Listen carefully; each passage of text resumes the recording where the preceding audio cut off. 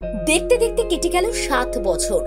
প্রযোজক দেবের এই 7ম বর্ষপূর্তি বাংলা ছবির কতটা পালা বদল ঘটাতে পারলেন ঘাটালের তারকা সাংসদ।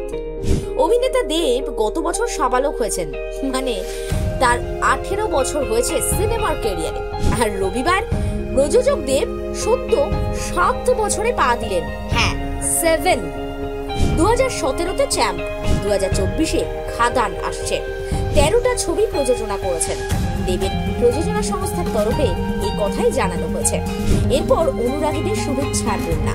দেব সকলের আশীর্বাদ প্রার্থনা করেছেন, ধন্যবাদ জানিয়েছেন তার দল, প্রত্যেক অভিনেতা, পরিচালক এবং সহ প্রযোজকদের।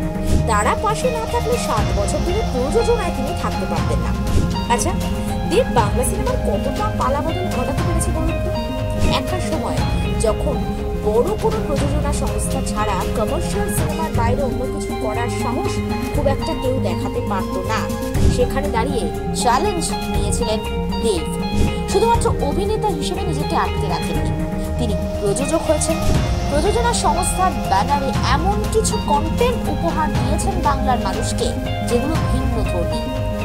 চিরাচরিত নায়ক নায়িকার প্রেম আর ভিলেনকে সামনে পেয়ে অ্যাকশন, এর মধ্যে দেব অর্থাৎ দেব এন্টারটেনমেন্ট ভেঞ্চার্স প্রযোজনা সংস্থা আটকে থাকেনি। প্রযোজক দেবকে নিয়ে উচ্ছ্বসিত অভিজিৎ, হতেই হবে, কারণ অভিজিৎ সেনের সঙ্গেই তো একের পর এক হিট ছবি। সেখানে যেমন রয়েছে টনিকের মতো সিনেমা, তেমনই প্রধানের মতো সিনেমা। অভিজিৎ বলছেন, যে কোনো নতুন বিষয় নিয়ে গেলে অন্য প্রডিউসাররা যেমন শুনতে চান না, দেব ব্যতিক্রমী। ও আলোচনা করে ওর কাছ থেকে খালি হাতে ফেরার উপায় নেই, একটা না একটা রাস্তা বেরোবে। টনিক করার পর প্রধান করার আগে প্রজাপতির মতো সিনেমা করেছেন অভিজিৎ সেন দেবের প্রযোজনা সংস্থার ব্যানারে। তিনি বলছেন, একমাত্র দেবই বড় বাজেটের হিন্দি ছবির সঙ্গে একই সময় বাংলা ছবির রিলিজ করা ঝুঁকি নিতে পারে, আর সেটা অনায়াসে কোটির অঙ্কে পা রাখে। শুধু তাই নয়, সেটে প্রযোজক দেব কাঁধে কাঁধ মিলিয়ে চেয়ার বই নিয়ে যান। পরিচালক বলছেন, উত্তরবঙ্গে শুটিং এর সময় কুয়াশাতে জায়গা বদল করলে শুটিং হবে না জেনে ইউনিটের বাকিদের সঙ্গে হাসি মুখে জিনিসপত্র বই নিয়ে যাওয়ার ঘটনাও দেব ঘটিয়েছেন। আচ্ছা, কো প্রডিউসারদের সঙ্গে সম্পর্ক এতটাই মধুর? অতনু রায়চৌধুরী বলছেন, দারুণ সম্পর্ক।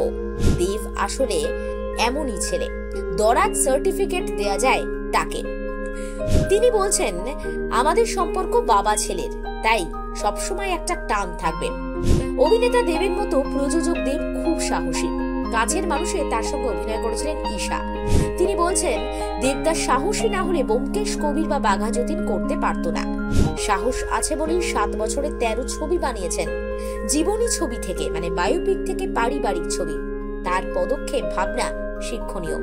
নায়িকারা প্রযোজক দেবের কাছে সহজেই নিজের সুযোগ সুবিধার কথা বলতে পারে। দেব জানে নারীকে সম্মান করতে হয়। মিডিয়ার বন্ধুদের কাছে যান কিংবা তার সতীর্থদের কাছে, দেব মানেই একগাল হাসি আর প্রত্যেকের মুখে একটাই কথা, ভালো ছেলে। একটা সময় যাকে নিয়ে ভালো উচ্চারণ করতে পারে না, অভিনয় পারে না, কেমন যেন এইসব কথা হতো, আজ তারাই বলছেন, দেব মানে বক্স অফিসে সাফল্যের খতিয়ান। দেব পারে বাংলা সিনেমার হাল ফেরাতে। 7 বছরে প্রযোজক Dev. AVN bureau. AVN Bangla.